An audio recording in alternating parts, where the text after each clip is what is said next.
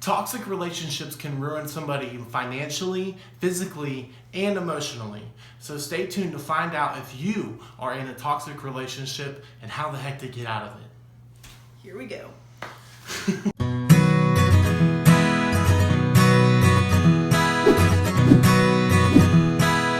I can help one person, all this time and this effort would be so worth it.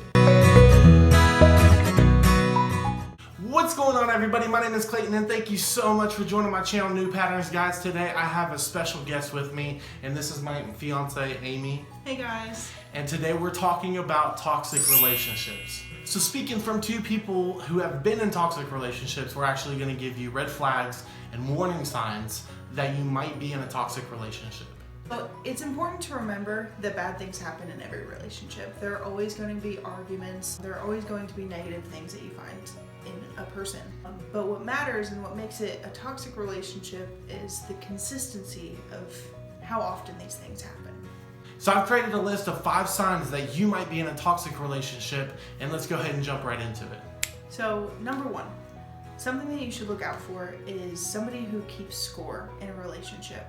A relationship is not supposed to be competitive in a negative way. So if a person is keeping score and they are just like, hey, I'm doing this and this and this for this person and they're not doing anything for me, they are keeping in their mind, they are keeping score, and it'll be later brought up into future arguments that you have. For example, if Amy's feeling down under the weather and I take care of her, I might go, hey, point for me, so she owes me something in return. Rather than I have that mindset of, I'm just gonna be an unconditional giver. I'm going to take care of her because I love her and I support her. I'm not going to just, make it some game and make it a competition. And all of us do this to some point, but it's wise not to put yourself in a situation where you want to have that competitive nature. It's not good for you, and it's not good for your personality, and it's not good of how others see you, but most of all, it's not good for your relationship in general, and it can actually ruin the relationship. So if you or your spouse are doing this, I suggest stop immediately or cut ties with it. Number 2, trust. If there is a lack of trust in your relationship, it's probably toxic. Yeah. Relationships are actually built on trust. You can have relationships built on love, and you can have relationships built on many different things. But if it's built on trust, and it's built on you allowing that other person to be free and knowing that they won't go out and cheat on you, knowing that they're loyal to you, knowing that they're reliable and they're supportive. That is what we mean when we say trust. Are they reliable? Do you count on them when you most need them?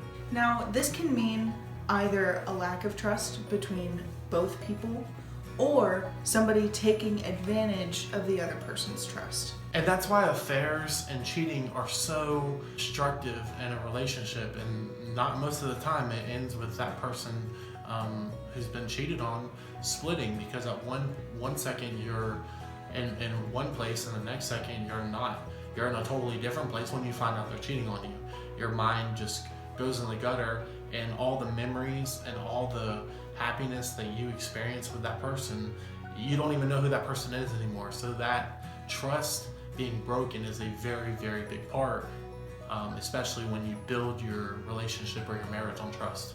Number 3, buying out. Now, what do you mean by that? Buying out means to buy something for somebody in order for the tension to just calm down. Yeah, like this one time, Clayton just punched me in the face, just full on decked me right in the mouth. But he bought me ice cream afterwards, so it's okay. Kobe, you're just kidding.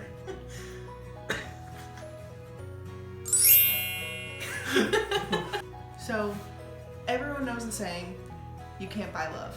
And that's very true. If you are only with somebody because of the money that you have or the money that they have, and that's the only thing keeping your relationship together, I guess I'll play for this. I say she a gold digger. Number 4 would be all take, no give. if there's only one person benefiting in a relationship, then that is definitely a sign of toxicity.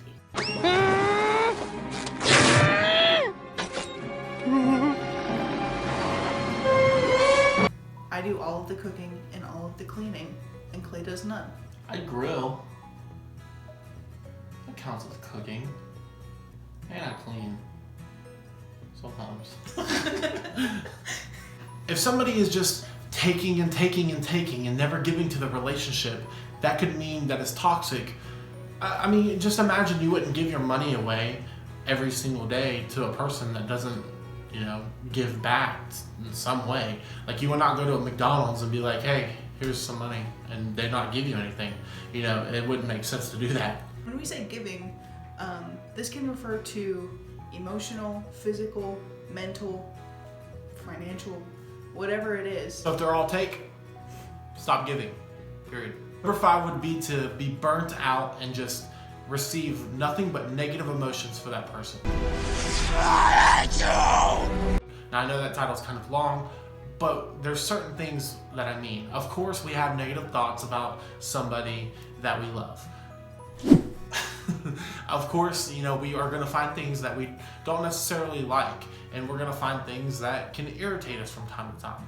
That's all okay, but like what Amy said at the beginning of the video, it's all about the consistency. Like, it's all about how much is this? Is this taking control of your relationship, or is it minimal? Is it small? Is it nothing to be worried about? It's a really bad sign in a relationship if you get to the point where you start to feel resentment towards your partner. So have you ever experienced something where you're just totally burnt out and you don't want to do it anymore? Oh, absolutely. So if I'm sure all of us have. We've started something and we just kind of got bored of it and we got burnt out of it. If you feel that way in your relationship, it's probably not a good sign and it's probably toxic. How do I get rid of it? Yeah, that's my question. Let me answer it for you. So how you get rid of a toxic relationship is pretty simple, but it's really hard. You have to stop giving your reasons to stay, and you have to stop making excuses for the other person. If the negatives about a person outweigh the positives of your relationship, then it's time to leave. And if you are the toxic person in a relationship, you better pray. You better pray that your partner doesn't see this first. So if you're the toxic person in the relationship, my suggestion would be do not keep score. Build that trust. Keep that trust sacred. And just because you bought something, that's going to ease everything. Exactly. And make sure that you are giving just as much as you take. Mm-hmm. And also, if there is resentment in a relationship, I just don't know how that can be fixed. Yeah, that's hard. A couple more things to remember, that if you are in this toxic relationship, it takes time. I mean, to get rid of this toxic relationship, it will take time if you truly do care and love about the other person.